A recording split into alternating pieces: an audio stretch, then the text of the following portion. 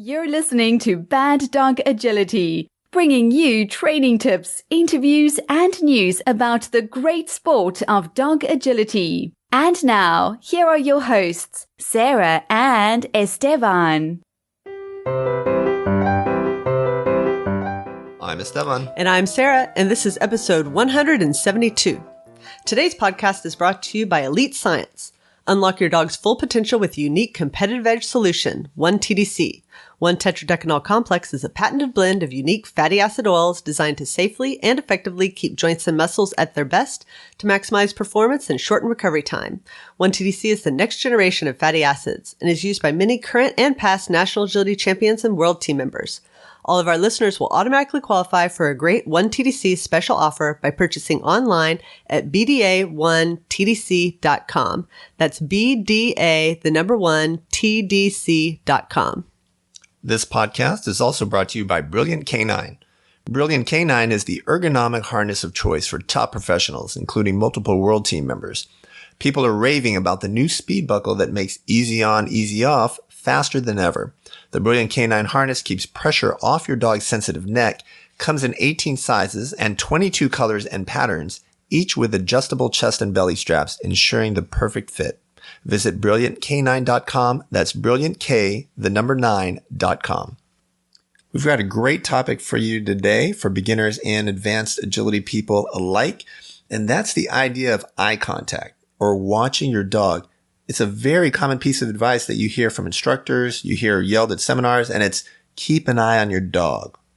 And there are many reasons you should keep an eye on your dog.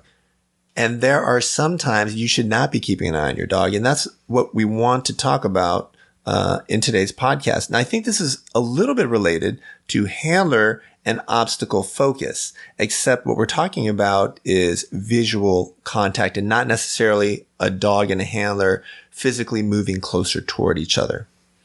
And I think a very key point to make right here at the very start is in agility, you do need to watch where you're going so that if you're watching your dog and your dog is, say, behind you, you're going to run into things, you're going to fall over, you're going to trip. So obviously you need to have some kind of peripheral vision use. And it turns out that's what your dog is doing most of the time. Your dog has to take that jump just right or the bar is going to come down, right? They have to decide whether they're going to extend or collect. They've got to make all these calculations. And oh, by the way, they have to keep an eye on you and what you're doing with your body. And that's just the visual part. They also need to listen for their verbal cues. So it's a very, very difficult task for the dog. It can be a difficult task for the handler. And we're talking about watching versus kind of watching. What do you think? Well, I think it's really interesting that you phrased it that way. And I'm going to immediately take a segue at the very beginning of this podcast because last week we talked about obstacle versus handler focus and how the young inexperienced dog or just the inexperienced dog, they can't as easily switch back and forth, right? It takes, there's a period of time for that context switch to happen. And what you pointed out is the handler has their own context switch going on. They have to context switch between paying attention to what their dog is doing and paying attention to where they're going on course. And the beginning handler also cannot make that context switch in instant time. That takes experience. It takes time for people to be able to quickly go back and forth between getting their bearings on course and paying attention to what their dog is doing. Mm-hmm. And I think it, as you mentioned, definitely applies more to beginners, but it can definitely apply to veteran handlers that are now dabbling in courses that are a little beyond their skill set, or they're bringing along a new dog, a second dog, a third dog, and that dog does not really have the commitment skills yet that their previous dog had. So they find themselves running much closer to the jumps, more likely to collide with wings and run into those kinds of issues where if their instructor tells them, hey, keep an eye on your dog, you want to yell back at your instructor angrily, well, I can't watch my dog and watch where I'm going, right? And so what are we to do in those situations? Well, I think one of the things that we need to realize is that this is a skill that you can build up over time to be able to quickly get your bearings on course and paying attention to what your dog is doing. It's also something that you and your dog get better at, so that you can just quickly take a glance at where your dog is going. You don't have to watch them as much as you would a more green dog, a less experienced dog. But another interesting aspect is some amount of this watching goes away. But then there are certain key moments where it doesn't matter how experienced you are or how experienced your dog is. You need to establish that connection. And we talk about that in a podcast on the connection paradigm, that there are key moments on course that you have to reestablish a connection with your dog after crosses, after tunnels. And those are moments where you do need to, as much as possible, make that eye contact, pick up your dog, reestablish that connection. And that's not a green dog thing. That's just on this part of the course, you need to, collect your dog. You need to get your dog and make sure that you have got them before you move on to the next part of the course. Those, I think, are some of the interesting eye contact spots where it's not about green or not green. Mm-hmm, mm-hmm. I think that's a great point. Very key there. So let me say it again so that nobody misses it.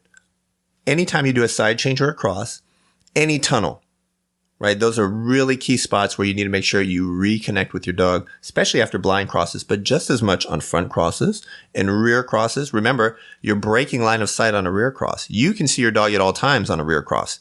The dog cannot see you, right? The dog, when they're doing the rear cross, they are blinding you.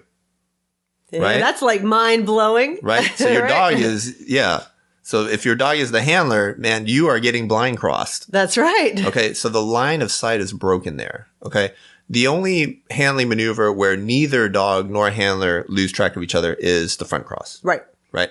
So of all the maneuvers, that's probably the one where eye contact is a little bit less important. Right. You have so many other cues. Right. Right. And so it's important to reconnect at the same time when you look. And when I say eye contact, I mean eye to eye contact. When you're looking at a dog that intently at their eyes, you're really missing a lot of other information that you need in terms of getting around the course. So I'm going to give you this great fake way to give you eye contact, and that's to turn your head. Okay. So let's say that Sarah and I are standing side by side. Okay. And we're watching a beautiful sunset, and she's going to tell me something. Rather than stare at her and try and look into her eyes, and we'll look into each other's eyes, one thing I can do is tilt my head toward her, turn my head slightly toward her. Okay. Now what happens to my vision? Okay. I couldn't see her before because I was looking at the sunrise. Couldn't see her at all. She's standing right next to me. Now I tilt my head. Now she's in my peripheral vision. Right. And so I can see her. Right. And now I can see if she raises her hand to maybe, give me a hug or slap me in the face. So either way, I'm prepared, right? I can move in and hug her back, or I can step away from the slap. Apparently this happens a lot. He never knows whether I'm going to slap him or kiss him. That's right. So you need to turn your head so you can use your peripheral vision to see it. But this is a great example of how you're not using direct eye contact, but you know what? I'm keeping an eye on Sarah. So most of the time when your instructor is yelling at you, keep an eye on your dog, they don't mean to stare into your dog's eyes. Okay. We just need to have a little bit better peripheral vision. And that's what we want to use. We want to be like a lifeguard. Okay. I was a lifeguard for years. I was on the swim team, and it's what you did during the summer. You taught kids how to swim and you were a lifeguard. And one of the things you do as a lifeguard is constantly scan the area. What we don't want to do as a lifeguard is get fixated on the really beautiful girl in the bikini on a lounge chair. I thought that's why you were a lifeguard. That's a myth. That's a myth. You can't do that. That's poor lifeguarding right there. Okay.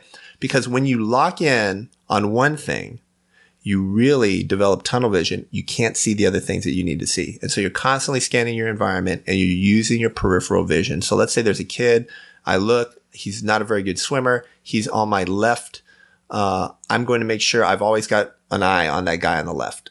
A little bit of peripheral vision. And that's what you want with your dog. And what you're doing is you're detecting things out of the ordinary. When you're using your peripheral vision, it's not very good, right? I can't see the super fine detail like if I'm staring you at the face. But I can see big changes, gross changes instead of fine changes, gross versus fine, big versus little. You might see big splashes. Like if you notice splashes coming from your left, you would immediately turn and look to see what was making the splashes. Exactly. You're going to combine that a little bit with your auditory signals, right? Kids start screaming or kids stop screaming, right? Those are alarming things. So on an agility course, you're also going to look for that. Suddenly your dog's, let's say your dog's in your peripheral vision and suddenly they veer away from you. Okay. Sure, I don't see the detail of what happened. If my dog drops a bar, I don't know which leg hit the bar, right? I'm not staring at him that intently. I'm using my peripheral vision. But if they do something big, like veer away from me or suddenly veer toward me, I can usually see that. And that's what you want to do. You want to be a lifeguard on the agility course. I'm glad you brought up bars falling because I think this is a great way to segue to kind of the next level, which is there are times that you should not be keeping an eye on your dog, that you cannot be keeping an eye on your dog. And the bar falling is an interesting example because when a bar falls in a real run, let's start there rather than at practice. When a bar falls, whether you see it fall or not, does not change anything about what you do next, right? So being able to see that bar fall doesn't matter, right? And so you don't need to be watching that intently. So the interesting thing is, as we push handling, we want to move on to what's next earlier and earlier. We want to commit our dog to an obstacle and move on. And especially when you talk about complex handling, international type handling, where maybe your dog is going to do a wrap and you have to get ahead, 3 obstacles down a straight path and then handle something very difficult there. And not just international handling, even in your more run-of-the-mill American Kennel Club, AKC trials, and all manner of organizations, including beginner novice courses, judges often line up 3 or 4 obstacles, jumps usually, in a straight line or on a curve and challenge you to really run there. And a lot of us have difficulty covering that kind of distance, especially if your dog is much faster than you. That's exactly what I was going to say. When there's this big disparity in speed, you're going to have a hard time getting down the line. You have to take every available moment to you. And what that means is as soon as your dog is committed to an obstacle, you're taking off. And by taking off, you are no longer going to be able to see what your dog is doing, even in your peripheral vision. So there are times that you are going to completely not be able to see what happens. And when you try to see what happens, right, it throws off your timing. You cannot do both things. You cannot watch your dog and get to the next part of the course. You have to choose one or the other. And most people are choosing to watch their dog. But we're saying there are times when you are going to have to let that go to get to where you need to be. Yes, because if you look at Olympic sprinters and they're running, they run looking forward. They don't run with their upper bodies twisted to the side. They're not side shuffling as fast as they can. They're running forward, looking forward. That's the fastest way to run. And so when you're approaching these straight lines, that's where you're going to get the biggest benefit. For some of you, that may even be a difference of 1 or 2 yards. And that's all the difference between the dog making that line of 4 jumps or veering off, curling towards you and getting a refusal or going off course. So I think that's a really important point to make. And that's why you want to not look at your dog in those spots. I love that you bring that up because we have a 7-year-old daughter who loves to run around the track whenever we go exercise at the gym. She likes to beat everybody. She always wants to win. But what she does is whenever she races anybody, she runs looking at the person to see if she's winning. And every time she turns, what happens? She loses a little ground. And she slows down. And I always tell her, don't look at the other person. Just run straight. Right. So if you've got a savvy instructor, you should be hearing both things. Hey, keep an eye on your dog. And hey, don't look at your dog. Go. Right? Because it's definitely contextual. There's going to be times you need one skill. There are going to be times when you need the other skill. So again, ideally, I think you can switch back and forth. You do want to develop that lifeguard vision, that peripheral vision. And for those of you who have issues like missed contacts, bars dropping, and I have those issues, right? What have I had to do? How do I reconcile that? I use a spotter. That's right. I use an assistant. You have to. At the very least, I use video. So I look at it afterward. But ideally, you've got someone looking at it live and they can tell you instantly if that is what you desire. So there's sometimes I want to know right away because I'm going to stop the sequence immediately with a certain kind of mistake. I say, hey, you need to let me know right away if a bar comes down or if they miss their contact. There are other spots where I'm like, tell me after. That's right. No matter what, I'm going to run through it all.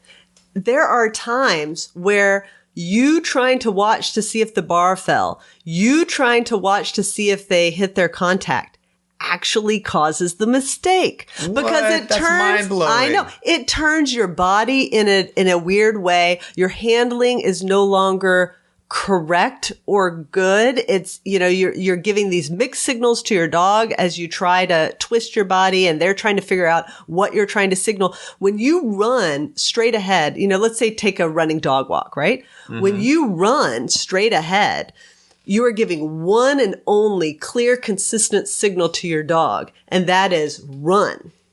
When you run and you twist back, maybe you're going to start a front cross, maybe you're going to turn. There's some other things. Your dog starts to wonder if they're doing it right. You can actually create the mistakes that you're trying to look out for. There's a great quote. It's from Kung Fu Panda. I knew it. Yes, exactly. The turtle in Kung Fu Panda Master says, Oogway. And he is a master. And he says, one often meets his destiny on the road he takes to avoid it. Brilliant, that movie. It's got some good life lessons in there. That's deep. It's deep. And it's true. Sometimes we make mistakes because we're trying to avoid them. I've reached a point now in my handling and trialing where the majority of the time when I come off the course, I don't know if we're clean or not. I always have to ask somebody.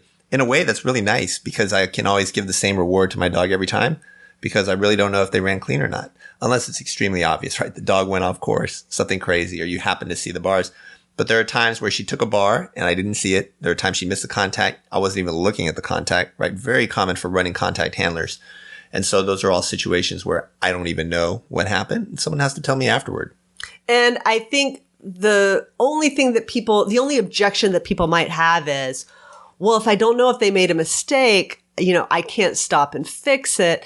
And I would say, I think that there's way more danger in those spots where you truly do need to move on. I think there's way more danger of building in awkward handling or causing additional mistakes by having to have your eye on your dog than there is by accidentally going on when they made a mistake. Yeah, it depends on the nature of the mistake. I think some mistakes, you're going to iron them out in the practice field. That's right. You're not really going to be able to fix them in trials. Right.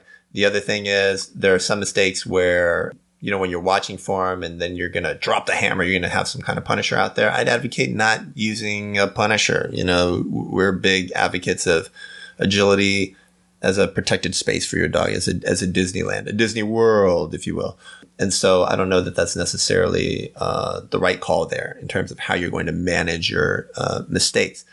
Now, there are some places, start lines and stop contacts are the most common ones, and the table where it does make sense to focus much more, not just your peripheral vision, but maybe to look at your dog a little more directly because you are having issues and you do need to know if they come off because you are going to stop there and before going on or letting your dog go on, or you're going to leave the ring. So if that's in your plan, then obviously you need to watch those spots much more closely. If you're retraining a start line, you're going to look at those spots much more closely. But you need to have practiced that in the practice field because what some people do is they lead out in the practice without looking at their dog with lots of confidence because they know if their dog breaks, they can go resit them. And then again, and they have a spotter, someone to say, right, and hey, they have a spotter, broke. right? And then, again, the thing that you're doing is actually causing the mistake. When they make that eye contact, their dog is actually more likely to break. So you need to proof against leading out while watching your dog, right? That's by kind of a side point that you need to trial like you train and train like you trial. I think that's certainly the case.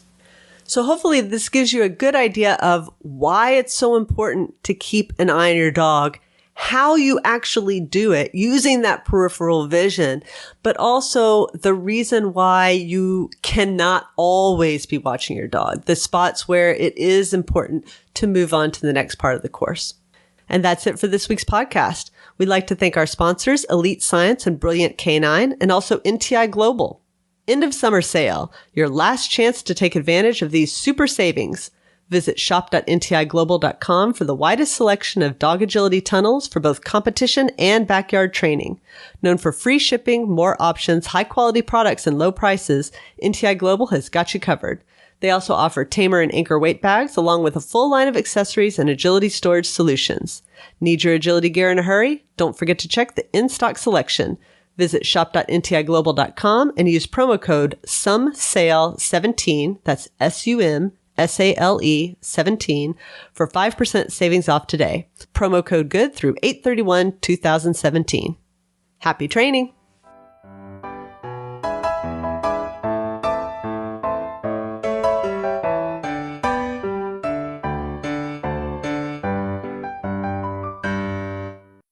Knock, knock. Who's there? Who? Who? That's what an owl says.